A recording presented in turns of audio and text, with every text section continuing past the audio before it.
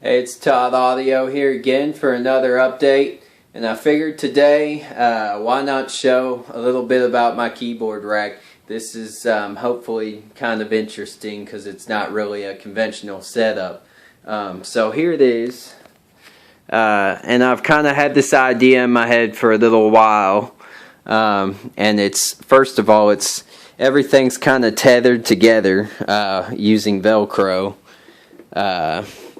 And it's super lightweight compared to what it looks like. It probably weighs, lifting up the whole edge there, it probably weighs like 30 pounds or so, if that. And the concept is that I can take this without having to rewire everything when I get there and set it up. I can take it to an open mic or a show and basically unpack my laptop, hook up 3 USB cables. Right here is the audio cable, and I can come up with different setups for that to hook into the sound system, and basically just hook this power strip up, and there you go. It's about a 5-minute setup, maybe a little bit more, but once I get it down fully, I'm aiming for about 5 minutes. And what we have here is, I'll tell you a little bit about it.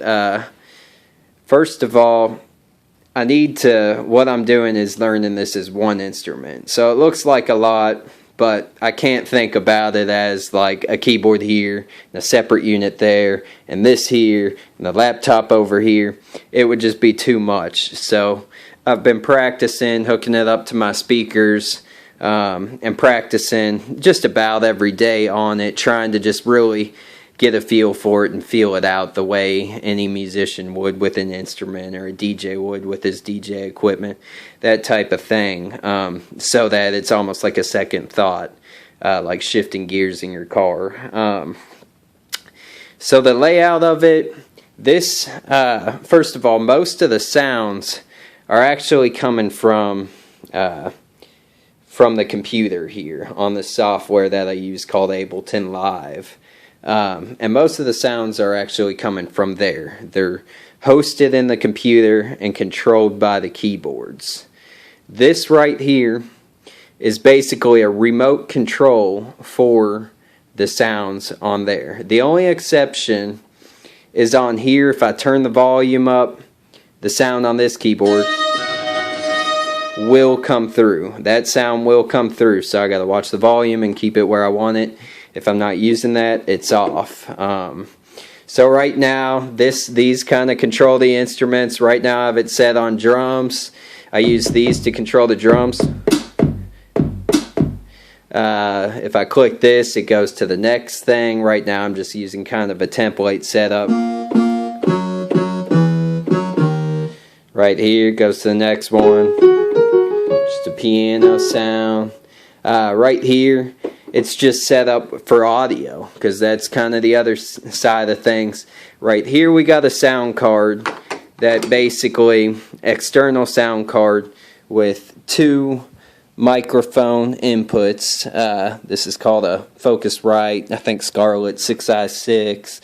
It's got 2 microphone inputs on it. It's got 2 audio line inputs, which this keyboard audio goes right into that. Then we use what we call a MIDI cable, which sends the signals into this for what notes to play on the instruments that are hosted on here. So this audio card, I can hook a microphone up to it. I can hook guitars up to it. So that's kind of cool. There's a friend I was talking to the other day, and I said, next time you're over here, we got to mess with this. She said, oh, can I hook my well, I told her she could hook her guitar up. She said, oh, can I run it through and use all the effects and stuff? I said, yeah, you can do that. You can hook a guitar up to this thing. You can hook the little reverb, distortion, whatever up digitally through the laptop, and it'll process those effects live to that guitar signal. What I use it for a lot is just hooking the microphone up to, and then I can do vocals through there. So I got an audio track set up here, and this would be like my vocal track. What these are basically loops. They represent loops that are recorded. So this won't be in time, but you know, like an example, I got a foot pedal here. It's going to trigger that loop to start when I press it down, and you see it flashing. When it turns solid red, that's when the loop's starting, and I can basically record that. When I let go of the pedal, that starts flashing again. When it turns green, it's playing. So there you go.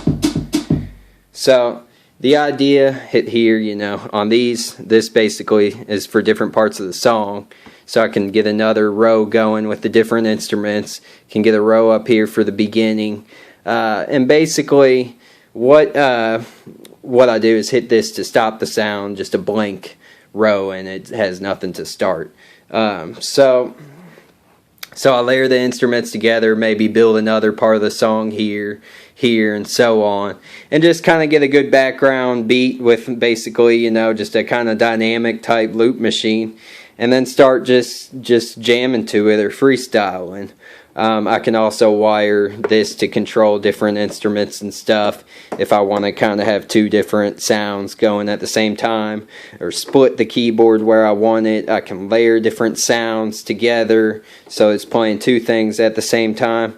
So it's pretty awesome. I can customize this basically any way that I want to, and here these things just pull out, and that enables it to kind of compress. That thing comes down a little bit so it's flatter, and I can just unhook it, pick it up, put it in a case, and take it with me. So that's kind of what I've been working toward doing. So in a nutshell, I think I just basically summed everything up pretty much. It's got a sustain pedal, so pretty cool. Pretty cool stuff. Definitely glad I finally acted on that. It took a little bit to figure out, like, well, how am I going to put this all together? And it ended up just mostly being wood and Velcro, and kind of just using wood to structure the base of it so it'll hold everything in place where I need. One other thing I almost forgot to mention is the wiring. So, oops, looks like I stepped on that pedal, but there we go. Most of the wiring is just tethered up here, or tethered under there, and kind of hides it away. So you got like the keyboards hooked up. This thing is just a MIDI controller only. It's hooked up through USB on this laptop, and same for this, just a MIDI controller for the software. MIDI is what we call just basically a wire, or a wired signal, basically to map out notes or control different elements of the software. So that's about it. Again, it's awesome feeling. It definitely speeds up. I can use this for live performances, but I can also use it for production, you know, and it definitely speeds up the production process too. And I've been using it a lot if I want to take a bass guitar or some other instrument and hook it up and run that through it. I can do that if I need to. I'm really liking this Scarlett audio card that's hooked up to it. And I've basically covered it all, so before I run out of what to say, I'm going to wrap it up here. Thanks again for watching. I appreciate it. Have a good day. Thank you.